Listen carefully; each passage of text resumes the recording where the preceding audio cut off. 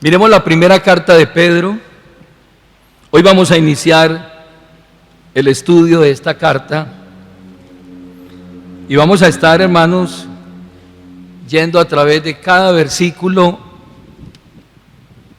y orando para que el Señor nos conceda el entendimiento y podamos comprender cuál es el propósito.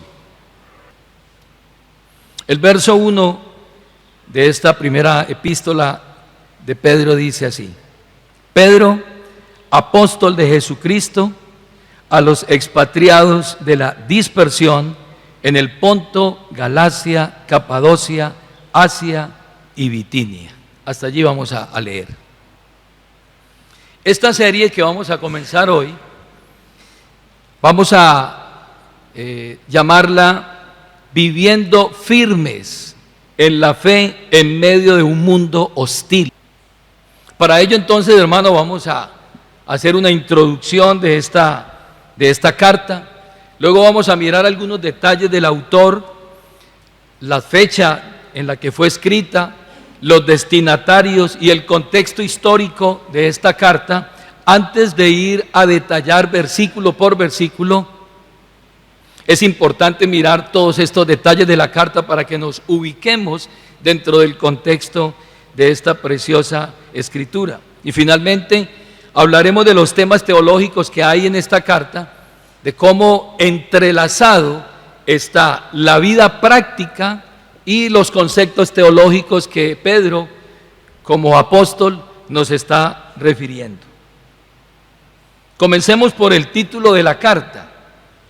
A diferencia de la mayoría de las cartas apostólicas o las cartas paulinas que Pablo escribió, la carta de Pedro tiene un título y el título está basado en su nombre. Pablo le había escrito a varias iglesias, entre ellas Éfeso, Galacia, Colosas, Tesalónica, entre otras, y él había colocado el nombre de la carta con el nombre de los destinatarios. Ejemplo, le escribe a la iglesia de Galacia y la carta se llama Carta a los Gálatas. Le escribe a la iglesia de Colosas, la carta se llama la Carta a los Colosenses. Pero en las cartas generales vamos a encontrar algo especial, y es que al igual que la carta o la epístola de Santiago, de Juan y de Judas, también la carta de Pedro lleva su nombre. El título entonces de esa carta es la primera epístola universal de San Pedro, de Pedro el apóstol.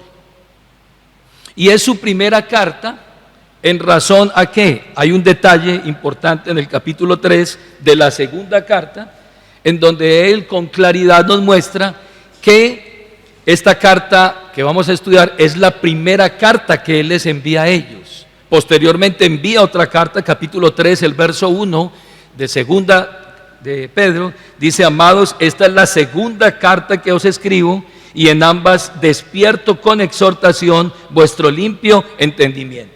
Entonces claramente aquí entendemos que había escrito dos cartas, que esta que vamos a estudiar es la primera, y posteriormente él hace énfasis en otras necesidades de la iglesia en esta segunda carta. El autor, importante también saber el autor de la carta. ¿Por qué? Porque en el tiempo antiguo hubo muchas falsificaciones de las cartas apostólicas, pero también hay duda acerca de libros que no fueron inspirados por el Espíritu Santo. Entonces se necesitó recopilar los libros inspirados, y esos libros debían seguir unos parámetros o unos estándares para ser libros del canon de las Escrituras. Entre esas características de los libros, esos libros tenían que ser escritos por apóstoles o agregados a los apóstoles. Entonces encontramos aquí que la carta no solamente tiene un título, primera epístola de Pedro, sino que manifiesta claramente quién es su autor. Lea el versículo 1 conmigo, por favor. Dice: Pedro, apóstol de Jesucristo, a los expatriados de la dispersión. Ahí está claro, no hay duda, el escritor de esa carta es el apóstol Pedro, Pedro, apóstol de Jesucristo o enviado de Jesucristo, y ahora da el nombre de los destinatarios, que son los expatriados de la dispersión. Entonces vamos a mirar aquí algunos detalles acerca de ese escritor, el apóstol Pedro. Importante también saber quién escribe la carta, porque cada escritor tiene un estilo, cada escritor tiene un carácter, cada escritor tiene un contexto histórico, cultural, profesional, por así decirlo, y eso hace que la carta tenga un estilo y tenga un espíritu particular. El Espíritu Santo no va a quitar el estilo de esos escritores, va a respetar ese estilo, va a respetar ese contexto histórico y esa formación que el escritor ha tenido, y entonces va a utilizar todo ese carácter, esa personalidad, ese entorno histórico del escritor, lo va a utilizar el Espíritu Santo para escribir a la iglesia de acuerdo a la necesidad. Podemos decir de Pedro como escritor principal de esta carta, o escritor de la carta, que es perteneciente a una familia de pescadores que se ubicaron allí en el mar de Galilea, es decir, eran pescadores de profesión, él y su familia. Su padre aparece en las Escrituras llamado Jonás o Juan, según el registro de Mateo capítulo 16, el versículo 17. Posteriormente, el apóstol Pedro, a quien la Escritura llama Simón, posteriormente en el encuentro con Jesús, y estos son detalles importantes a tener en cuenta, en el encuentro que tuvo con Jesús, Jesús le da el nombre de Pedro. Cuando él recibe el llamado, anteriormente él era llamado Simón, pero cuando se encuentra con el Señor, entonces el Señor inmediatamente asigna un nombre y lo llama Pedro, que significa piedra. ¿Y cuál es la intención cuando el Señor nombra a Pedro con ese nombre? Es mostrar cómo él eventualmente tendría una firmeza y una estabilidad en su ministerio. Es decir, era un hombre de carácter fuerte, era un hombre que siempre estaba adelante en el liderazgo entre los apóstoles. En el Nuevo Testamento aparecen ambos nombres refiriéndose al apóstol Pedro.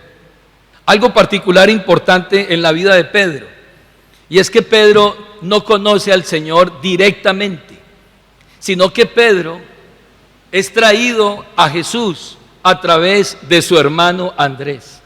Y aquí la importancia de nosotros no quedarnos con el mensaje simplemente para nosotros, sino mirar la necesidad que hay en las personas que están a nuestro alrededor. ¿Qué pasó con Pedro?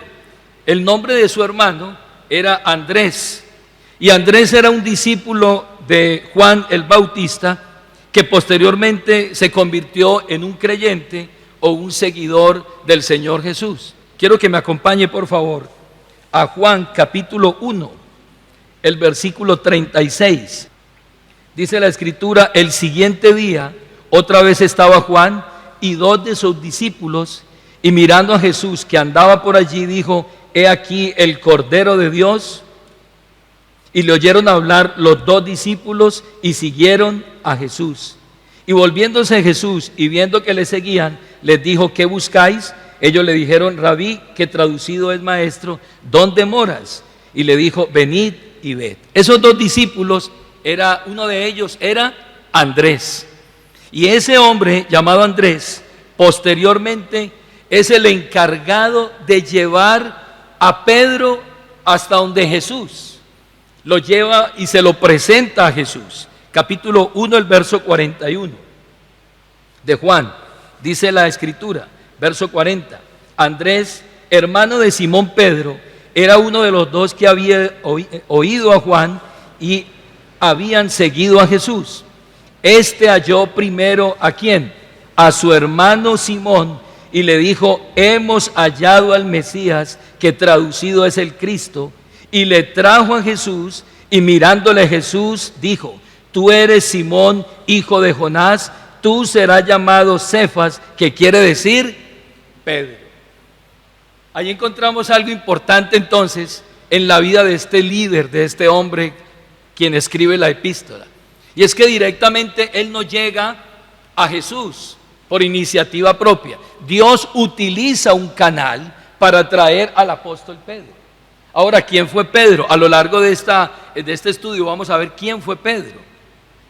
Pero lo importante aquí, hermanos, es que miremos a nuestro alrededor, que hay personas que están cerca de nosotros, a las cuales nosotros quizás no le hemos hablado por temor o por algún prejuicio, y estamos ignorando que esa persona puede ser puesto en las manos de Dios o puede ser salvado, y que Dios lo puede utilizar a él para cosas extraordinarias. Cuando Andrés entonces llama a Pedro y le dice, hemos hallado al Mesías, hemos hallado al Cristo, entonces está sirviendo como instrumento para traer a un líder, a uno de los principales apóstoles, para presentárselo a Jesús. Ignoraba Andrés la grandeza que Dios iba a hacer a través de ese hombre, pero sirvió de instrumento para traer a su hermano. Primera reflexión: tenemos en nuestra familia personas que aún no han escuchado, su esposo, su esposa, sus familiares, y usted puede ser usado para traer un gran instrumento para Dios a través de predicarle el evangelio. Unos datos importantes sobre el ministerio del apóstol Pedro, y es que fue llamado apóstol. Inicialmente él es un seguidor de Cristo, pero en el capítulo 10, en el versículo 2 de Mateo, vaya allí a Mateo capítulo 10, el verso 2, encontramos entonces que es llamado al apostolado. Verso 1 del capítulo 10 de Mateo. Entonces, llamando a sus 12 discípulos, note usted, discípulos, les dio autoridad sobre los espíritus inmundos para que los echasen fuera y para sanar toda enfermedad y toda dolencia. Los nombres de los 12 apóstoles. Ahora ya hay una elección sobre la elección. Primero discípulos, muchos discípulos, y ahora hay unos 12 apóstoles. Los nombres de los 12 apóstoles son, y comienza primero con quién: Simón, llamado Pedro. Así de que note usted el proceso de Pedro. Es un hombre pescador que está en la playa desprevenido, atendiendo sus redes, su barca, su negocio. Está allí en la cotidianidad de la playa con otros pescadores, está involucrado en el negocio de su familia, pero a través de su hermano Andrés es llevado a Jesús y comienza un proceso de seguir a Jesús, y finalmente es llamado apóstol. En ese ministerio entonces Pedro se convierte, podríamos decirlo, líder entre todos los apóstoles o los inmediatos de Jesús.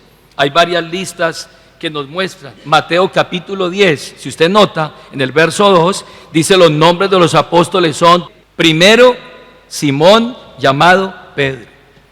Luego dice en Marcos capítulo 3, igual, la lista comienza con Pedro, hablando de Pedro como apóstol. En Lucas capítulo 6 también dice, primero Pedro. Note usted entonces el liderazgo que Pedro comienza a tomar. Y ahora Pedro es capacitado para convertirse en el principal predicador del evangelio a partir del día de Pentecostés. Antes de Pentecostés, Pedro es un hombre pusilánime, es un hombre explosivo. Después de la experiencia del Espíritu Santo allí en el capítulo 2 de Hechos, este hombre entonces tiene una transformación por la obra del Espíritu Santo y se convierte en uno de los principales predicadores entre los apóstoles, como lo registra Hechos capítulo 2 y Hechos capítulo 12. Es un hombre que Dios ahora va a utilizar, va a usar para predicar el evangelio con mensajes contundentes. Y Dios comienza a usar ese pescador, ese hombre tosco, ese hombre explosivo, comienza a moldearlo para hacer un gran apóstol, un gran predicador y un gran anunciador. En Hechos capítulo 2, el verso 37, el verso 38, se registra uno de sus sermones o de sus mensajes.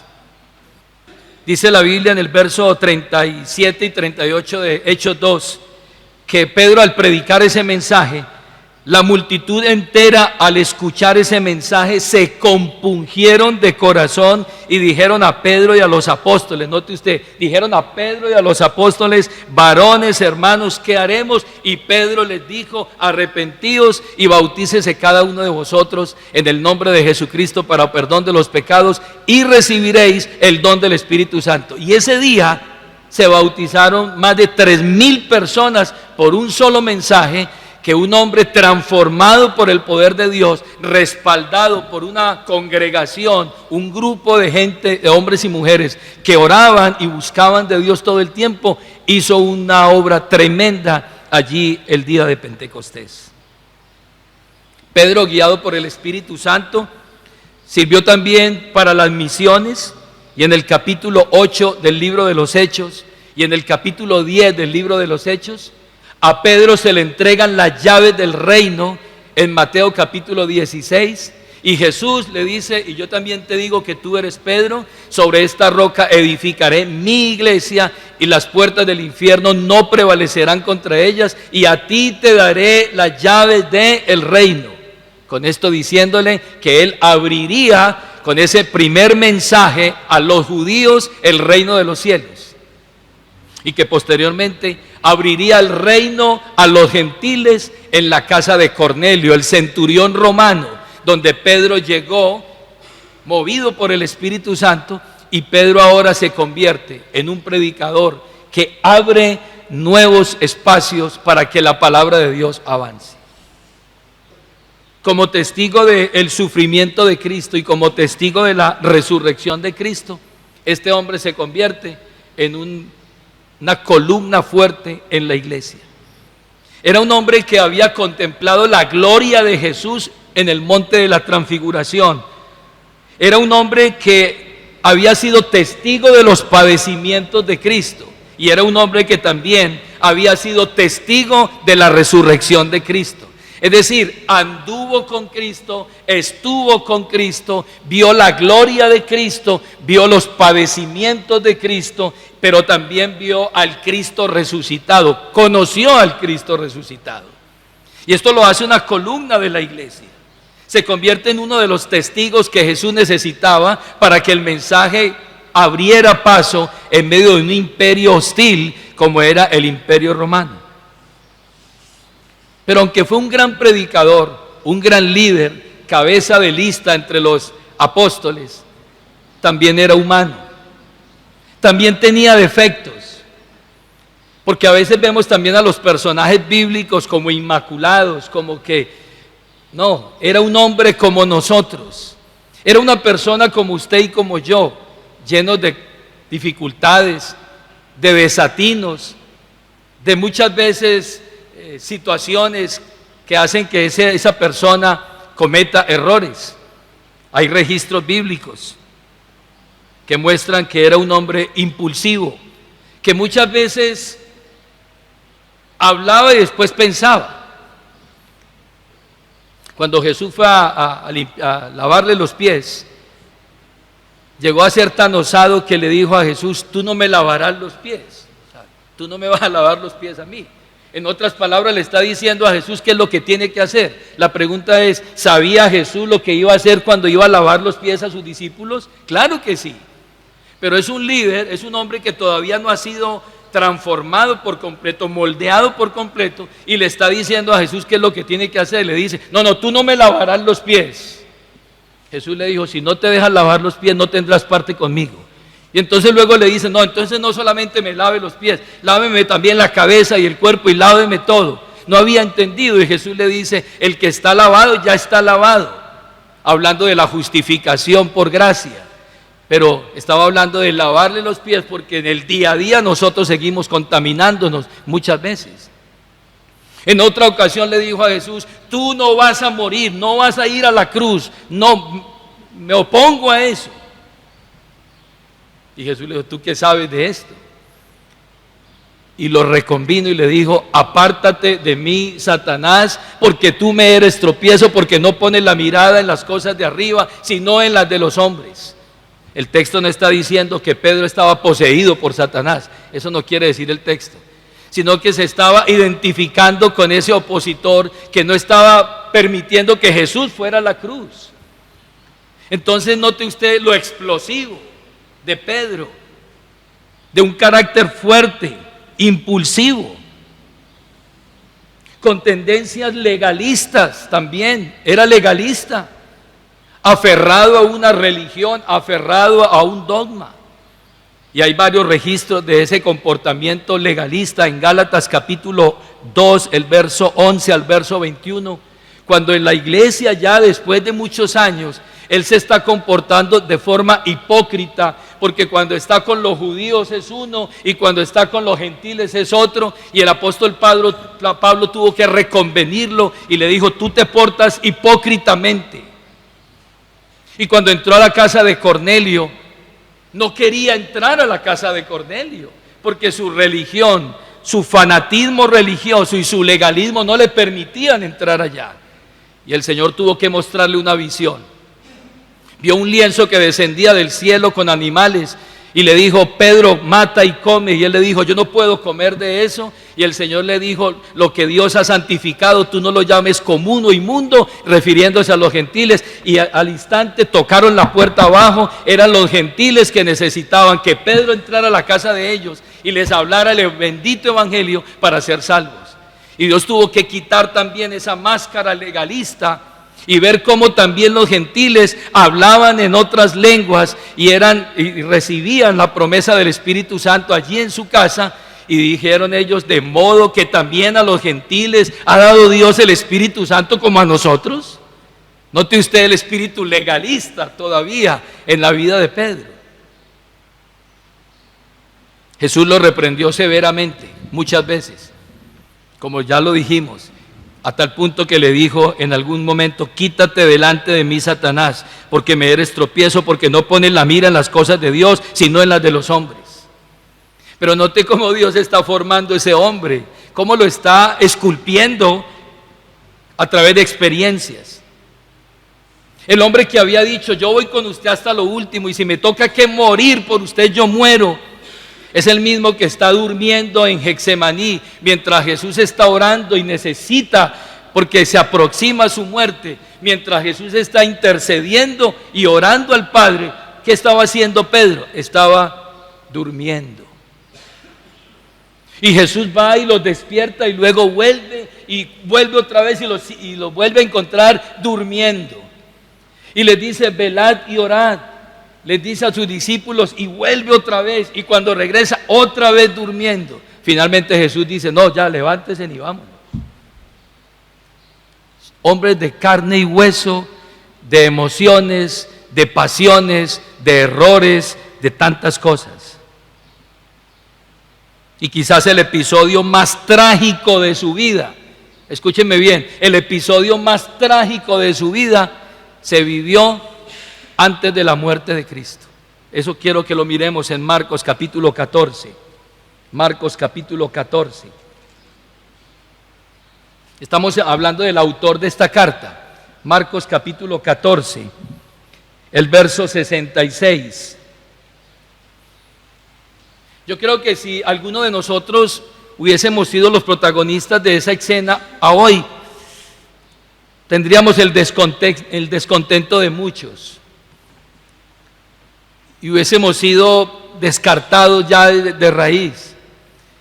Verso 66, Pedro dice, estando Pedro abajo, hablando de cuando Pedro niega a Jesús en el patio, vino una de las criadas del sumo sacerdote, y cuando vio a Pedro que se calentaba mirándole, le dijo: tú también estabas con Jesús el Nazareno.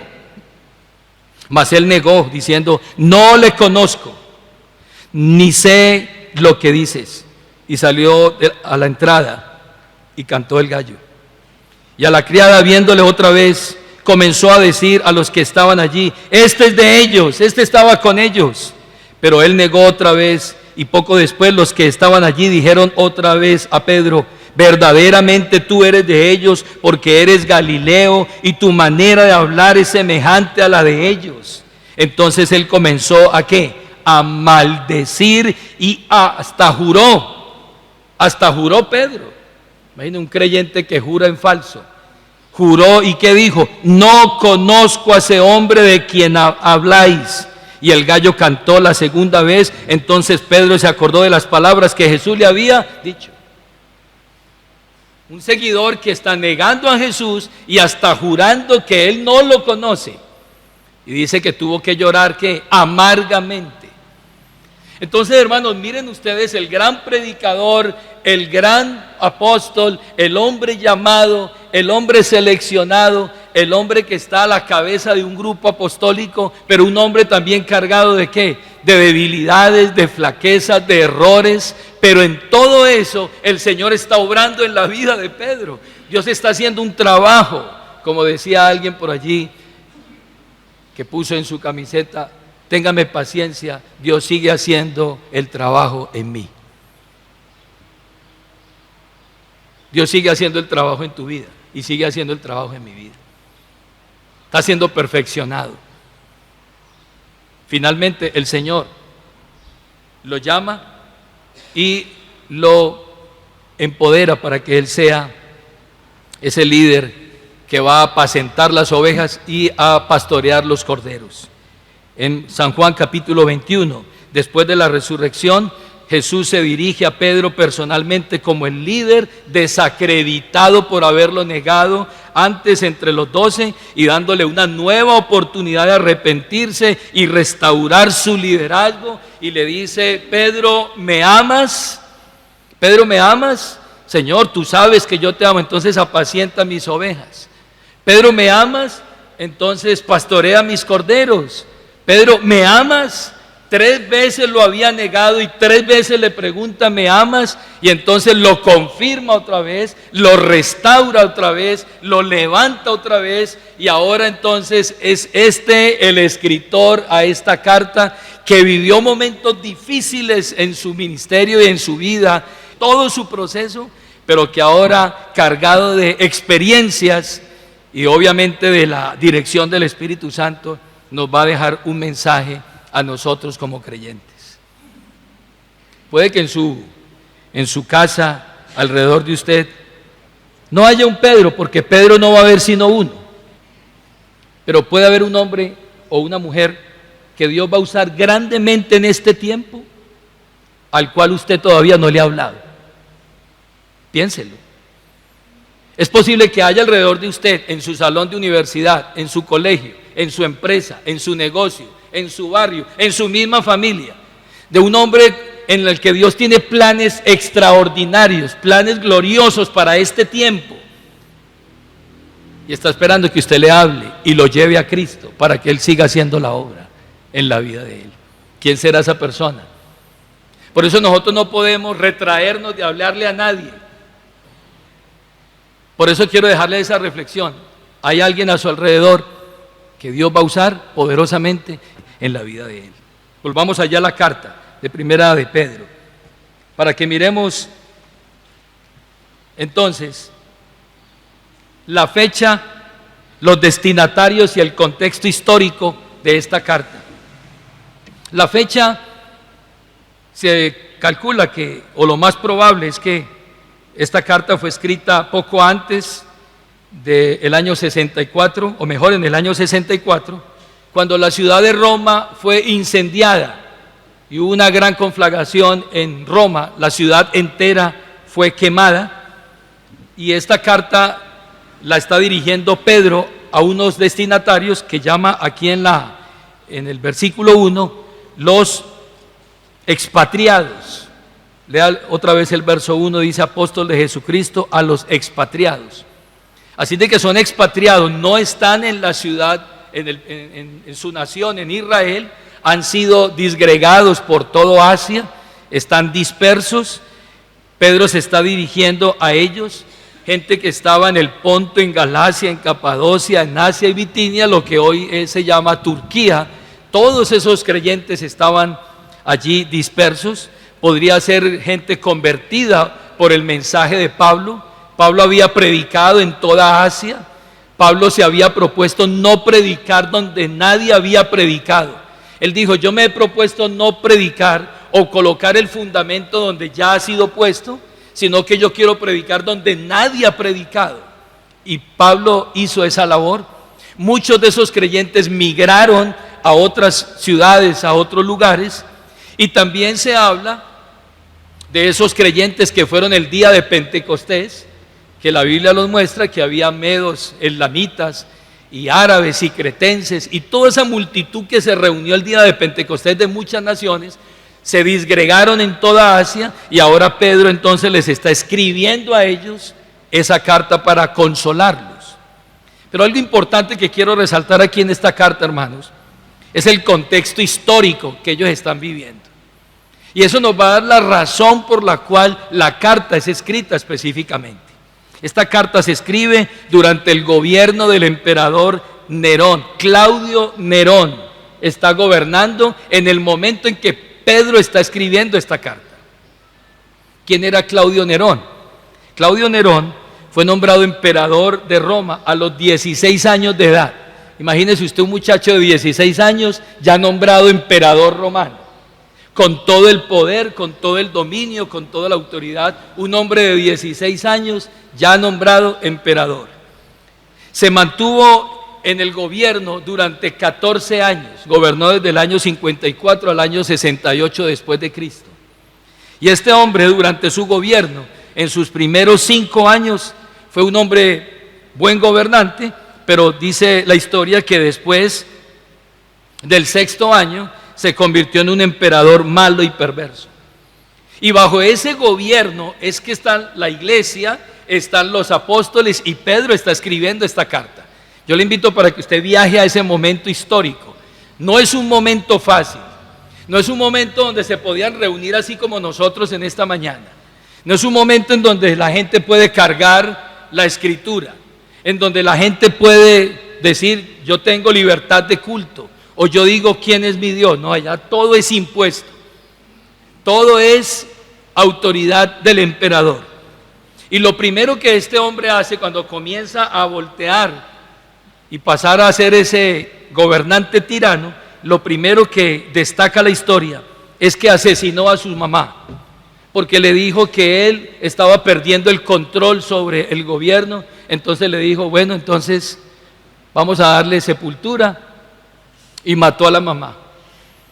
Y luego, más adelante, se enamoró de otra mujer, y entonces, como quiso casarse con esa otra mujer, mató a la esposa. Y mató a la esposa para casarse con otra mujer. Mató a su hermano porque era una amenaza para su gobierno, y mató a su maestro o a la persona que lo instruía también porque no le gustaban sus apreciaciones. En otras palabras, era un hombre sanguinario, era un hombre totalmente loco, un hombre malo. Y después de que mató a su esposa y a su maestro y a todos los que brindaban a él una amenaza, después dice la historia que incendió la ciudad de Roma. Ese fue el detonante de la persecución fuerte que hubo por la iglesia. John MacArthur, hablando acerca de este relato, dice que los romanos en ese tiempo estaban totalmente devastados, que su cultura en un sentido desapareció por causa del incendio de la ciudad, que todos los elementos religiosos de su vida fueron destruidos, sus templos, sus reliquias, sus ídolos, sus casas fueron quemadas.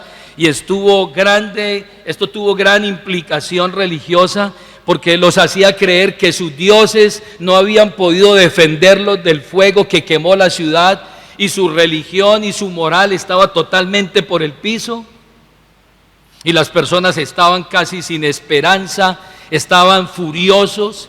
Y entonces lo que Nerón de forma maquiavélica hizo fue que dirigió la culpa hacia los cristianos, y dijo: los cristianos fueron los que incendiaron la ciudad.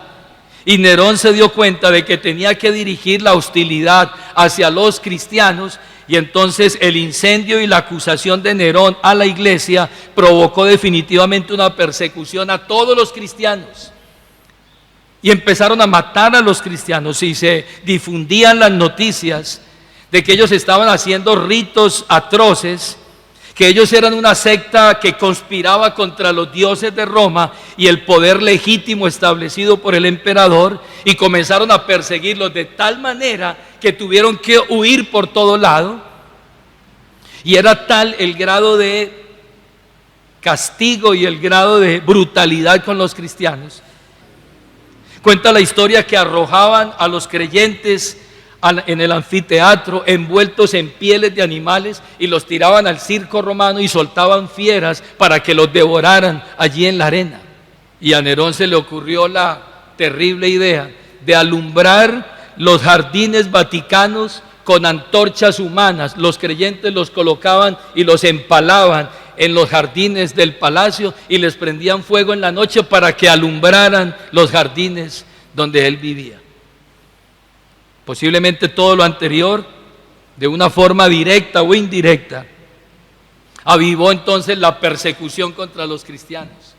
Y ahora los cristianos están siendo perseguidos, están siendo brutalmente asesinados, están siendo vituperados, y entonces Dios permite esa persecución, Dios permite esa muerte que muchos tuvieron que vivir para que Pedro, inspirado por el Espíritu Santo, escribiera la carta que hoy tenemos nosotros en nuestras manos, que es una carta que nos va a invitar al consuelo, a la esperanza y a la fe, para que vivamos en medio de un mundo hostil y podamos pensar en esta mañana que nosotros no hemos pasado por las pruebas y las tribulaciones que esos creyentes del primer siglo vivieron, que nosotros no hemos resistido hasta la muerte, hasta la sangre, que lo que detuvo a esos creyentes del primer siglo no es lo mismo muchas veces que lo que nos detiene a nosotros, que esos creyentes del primer siglo, a pesar de estar en las manos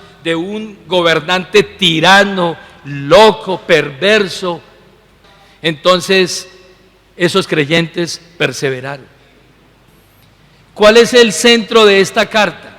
Darle esperanza a esos creyentes para que se mantengan firmes sin fluctuar en la fe y en la esperanza en medio de un mundo hostil que los está presionando cada vez más para que nieguen al Señor y dejen a Cristo y reconozcan al Dios de este siglo o al Dios de este mundo. La persecución en esta carta es nombrada más de 28 veces. Vamos a mirar algunos pasajes así. Verso 6.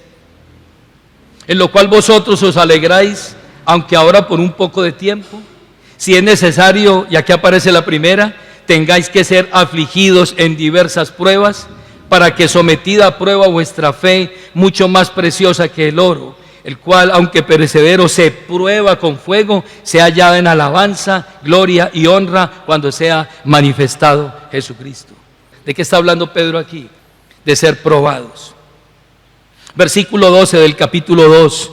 Manteniendo buena vuestra manera de vivir entre los gentiles, para que en lo que murmuran de vosotros como de malhechores, glorifiquen a Dios en el día de la visitación. Verso 19. Porque esto merece aprobación si alguno a causa de la conciencia delante de Dios sufre molestias, padeciendo injustamente. Aquí está hablando de padecer, de sufrir. Versículo 21, porque para esto fuisteis también llamados. Escuche esto, para esto fuisteis llamados. Oiga, yo no pensé que me habían llamado para sufrir. Pero es que me habían hablado del Dios de la prosperidad, me habían hablado del Dios que no permite que yo me enferme, que yo no tenga problemas, que todo es un jardín de flores. No. Pida que le expliquen mejor, porque el versículo 21 dice otra cosa. Porque para esto fuisteis llamados, porque también Cristo padeció por nosotros, dejándonos ejemplo para que sigáis sus pisadas. Versículo 10, mas el Dios de toda gracia, que nos llamó a su gloria eterna en Jesucristo, después que hayáis padecido un poco de tiempo, Él mismo os perfeccione, afirme, fortalezca y establezca. Yo le pregunto, ¿de qué está hablando esta carta? Que van a venir problemas, van a venir persecuciones, van a hablar mal de usted, van a vociferar de usted, lo van a tratar de malhechor. Y entonces el creyente se enfoca en eso y entonces se deja apabullar por eso y entonces dice, no, a mí me iba mejor cuando no era cristiano, todo el mundo me daba la palmadita, yo era el centro de atracción allí en la reunión de mis amigos, pero a partir de que me convertí, ahora predico a Cristo y vivo de acuerdo a la voluntad de Dios, se me vino el mundo encima. Y entonces dejan el evangelio. ¿Por qué? Porque se están enfocando en ¿qué? En la prueba, en la tribulación, en la persecución. Y lo que Pedro quiere hacer aquí es que ellos quiten la atención de la prueba, del problema, de la dificultad.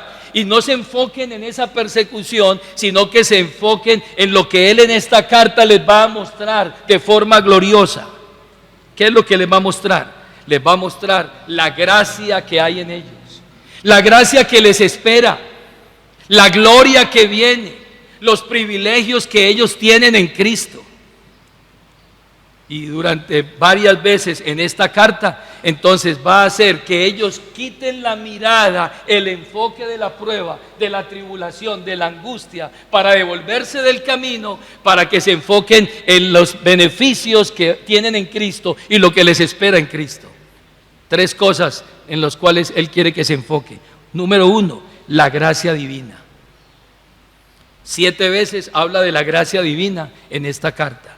Primera de Pedro 1:2, Primera de Pedro 1:10, Primera de Pedro 1:13, Primera de Pedro 3:7, Primera de Pedro 4:10, Primera de Pedro 5:5, Primera de Pedro 5:12. En todos esos versículos les está hablando de la gracia que ellos han recibido y la gracia que les espera.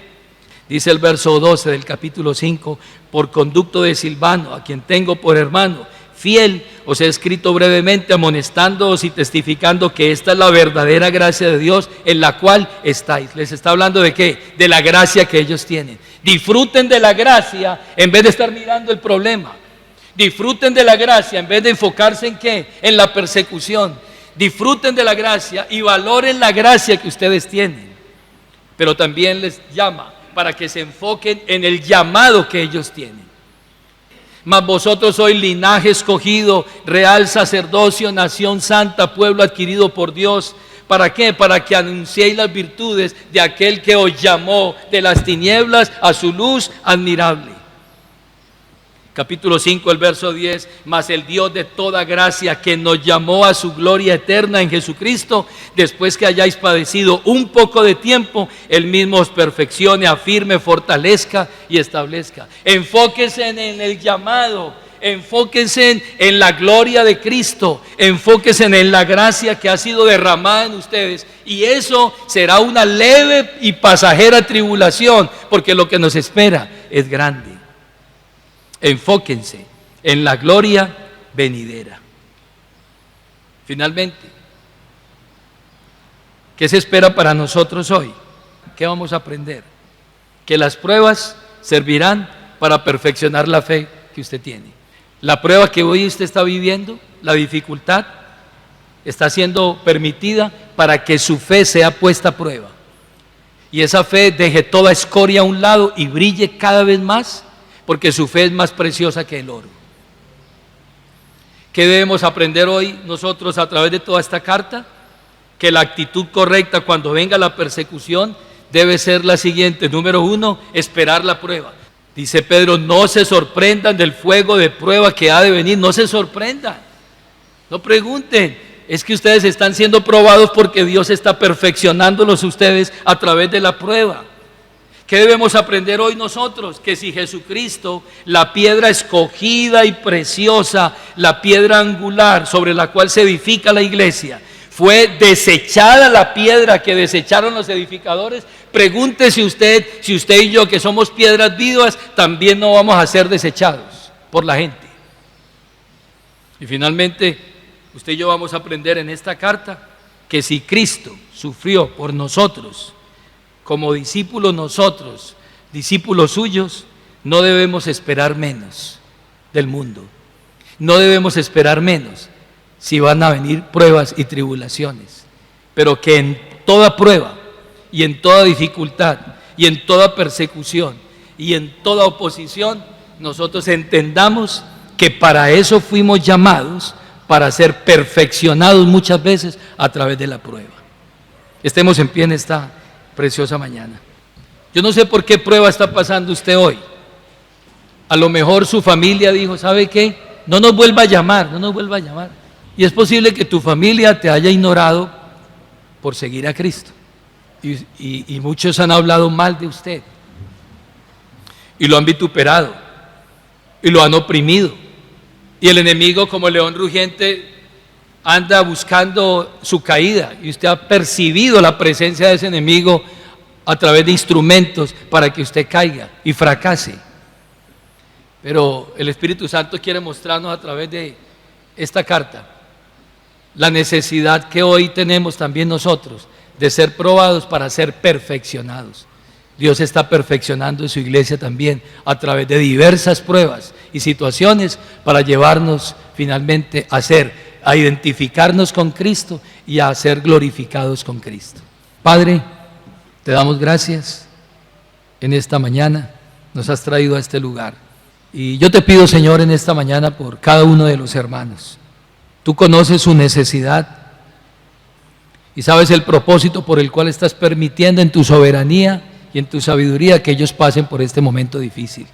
Que quizás en medio de esa enfermedad ellos entiendan lo débil que somos, lo vulnerables que somos, y esperar en ti siempre, Señor, el consuelo y la ayuda. Colocamos todas estas peticiones en tus manos en esta hora y confiamos que tú tienes un propósito glorioso en nuestras vidas a través de las pruebas y esas situaciones que estamos viviendo. Lo pedimos en el nombre de Jesucristo.